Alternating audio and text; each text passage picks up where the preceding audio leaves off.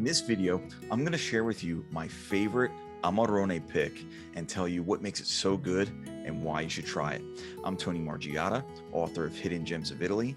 Make sure you subscribe to Gladiator Wine TV so you don't miss out on the inside scoop on Italian wine. And if you haven't seen my Amarone Crash Course series, there's a link below that'll take you to all the videos. You can save them to your playlist so you can watch them at your leisure. So the Valpolicella subregion has really become sort of a behemoth of a wine production area. There's actually over 150 different producers that make Amarone. You can find an Amarone that costs $40, and you can find one that costs $400 and just about everything in between. I've had the pleasure of tasting well over 75 of these producers, and I made a few observations that I'd like to share with you. One, there are many Amarone producers that allow way too much oak to seep into the wine to the point that you can't even taste the grapes anymore.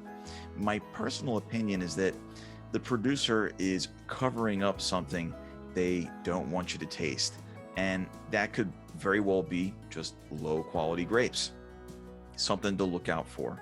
The second observation is there are many producers whose Amarone has way too much residual sugar. And let's face it, sugar makes everything taste better.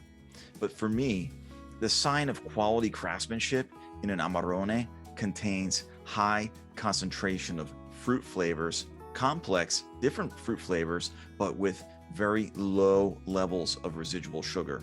How low is low? Anything under 5 grams. The lower, the better. I've tasted Amarones that have had anywhere from 8 to 12 grams of residual sugar, and while they were really smooth and pleasing, that's pretty much all they were. Not really enough nuance, not enough complexity or depth for one of the world's best wines, if you ask me. Even the Italian regulators of Amarone, the ones that write the rules on how you can make this wine, agreed that the sugar levels in Amarone were getting out of hand. It was damaging its reputation as a world-class wine. So they lowered the legal allowable maximum from 12 grams down to 9 grams of residual sugar per liter. This will help increase the standards of Amarone that all producers will have to follow. And finally, many producers were releasing their Amarone too early. They're not the only ones, by the way.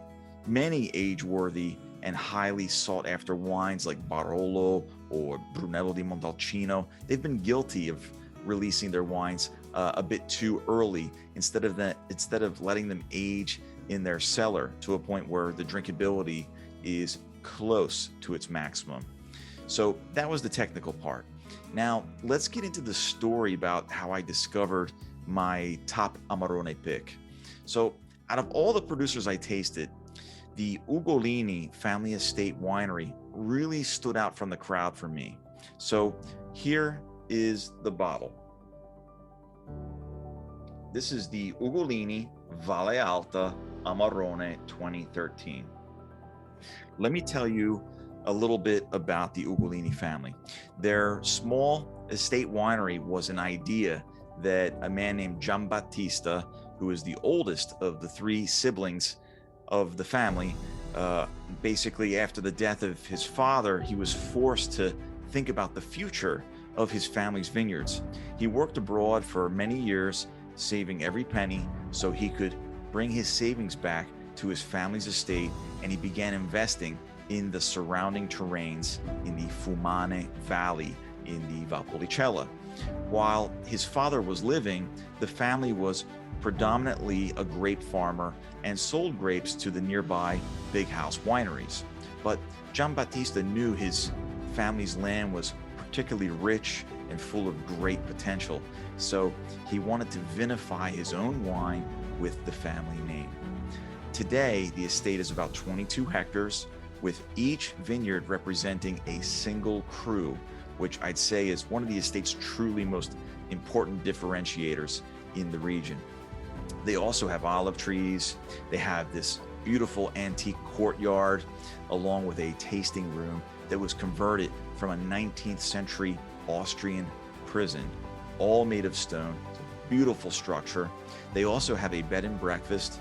And what's really characteristic is that there are about 6 miles worth of dry walls that you can see in the picture, which are very typical of the Valpolicella, that really immerses you into the elegance and harmony that just basically make you feel like you're at home. Besides the heartwarming story of Giambattista and his family's vineyard, his winemaking focus is really on the single vineyard cru. Cultivating native grapes in the perfect location and ambiance lay the groundwork for a world-class wine. It takes a lot of labor and a lot of passion to make a fine wine with just a single vineyard. Some wineries won't even attempt it because it's simply too hard to do, while other wineries, they might just make one.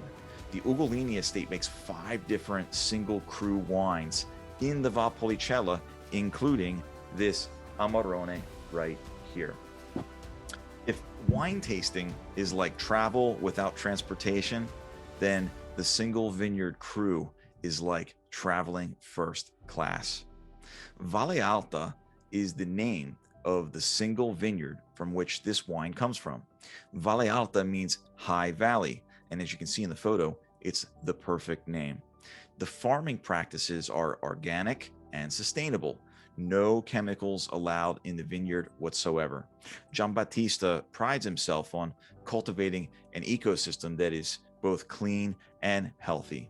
The vineyard gets access to sunlight from sunrise to sunset, which allows the grapes to fully mature. The grapes are hand harvested and hand selected so that only the best grapes are used to make the Amarone. Now, the appassimento lasts about 120 days until the grapes have lost about 50% of their original weight. And from there, they actually carefully select even more, the best of those air-dried grapes.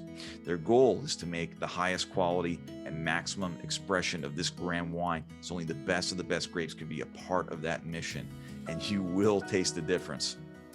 The grapes are then gently pressed, and the juice and skins stay in contact with each other for about 2 more months. All while this is happening, the aromatics of this wine are developing step by step. And let me tell you, the perfumes that come from this one wine are extremely powerful and seductive. The wine then ferments in steel vats, followed by a period of French barrique for further refinement. The wine then rests in custom glass bottles in the cellar for several years before it's released to the public. And I will point out here, these are beautiful custom glass made bottles. Absolutely gorgeous, super heavy, and as you can see, the family emblem is designed in the bottle. So basically, as I'm recording this video here for you in the year 2021, we're actually tasting the 2013 right now.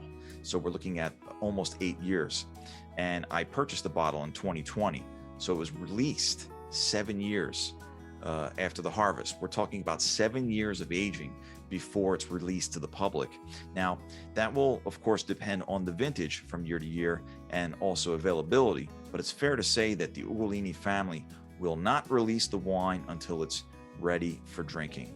And by the way, the residual sugar, get this, is less than 1 gram per liter. It doesn't get any lower than that. All the fruits and perfumes that you're smelling and tasting are coming from dried, concentrated fruit. So let's talk a little bit about the grapes that are used to make this Amarone.